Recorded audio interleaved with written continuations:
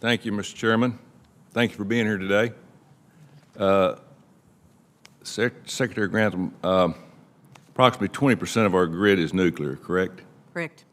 How many of our nuclear plants will reach the end of their lifespan in the next 20 years? That's our concern, is that a good number of them, whether they reach their end of their lifespan or there may be communities that decide that they want to go in a different direction.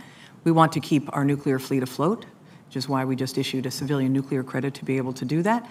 And we want to make sure that we've got additional nuclear opportunities. So basically a majority of them, next 20 years, Yeah, they're it's a good running number. their lifespan. Thank you.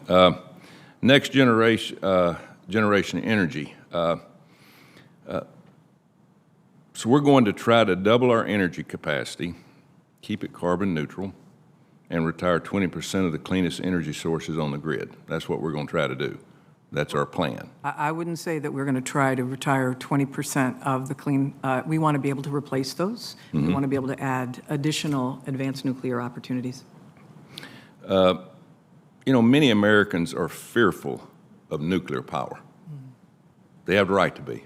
Most of us grew up in this era. You know, decisions made by the Atomic Energy Commission and Congress in the 1960s and 70s prioritized economics and building nuclear weapons over safety. Wasn't very safe. Are you familiar with the thorium molten salt breeder reactor that Oak Ridge successfully tested in the 60s? I'm familiar that they did, yes. Yeah, thank you. Alan Weinberg, who was the director of Oak Ridge and worked on the original Manhattan Project, called the thorium reactor, quote, only a little less important than the discovery of fission, end quote. That's pretty important. It is one of the safest designs ever tested. In fact, a molten salt breeder reactor based on a thorium cycle cannot melt down. It's not like the reactors that we use nowadays, and actually consumes nuclear waste. At its heart, this reactor contains uranium-233. We have the world's largest supply of uranium-233 right in Oak Ridge, Tennessee. I think you're familiar with this.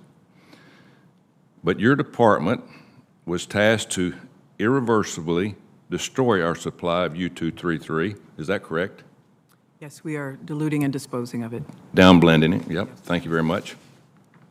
So we're spending $50 million a year to downblend and destroy this resource, when in fact, in 2008, the Department of Energy issued reports cautioning that we should not destroy uranium-233.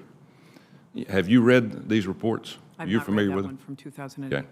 In fact, in 2008, the report calls U-233 an irreplaceable natural resource. Congress has asked for answers on this. Are you familiar with that? We've asked for answers. Okay. And the Appropriations Bill in 21 required the DOE to inform Congress about the potential of 233. Do you know when this report was due, Ms. Granholm? When was it due? 2021. I do not know why, but this report is still not finished. And to me, it's a very important report. If we're going to do away with gas and we're going to try to cut back on our oil supply, we have got to find some way to generate more power in this country, clean power. We're all for that.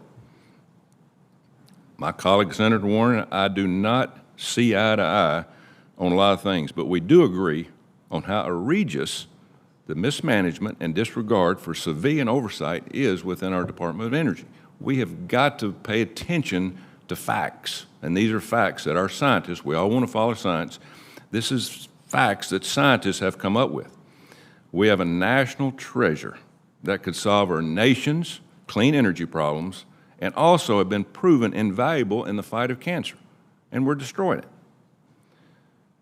And it's by our own admission, the Department of Energy says destroying U-233 is a terrible, terrible mistake. And we just seem to be overlooking that. Yesterday, Senator Marshall and I introduced a bill to save U-233 called the Thorium Energy Security Act. And I hope and pray that this body will halt the Department of Energy from downblending this to give us an option to making clean energy for our kids' future, our grandkids' future, and all of us in the future, because we see what's happening as we speak with all the problems that we're having with cutting off our energy supply and oil supply all at one time. We have to have a plan to make amends for that we're not using. Thank you very much. Thank you, Mr. Chairman.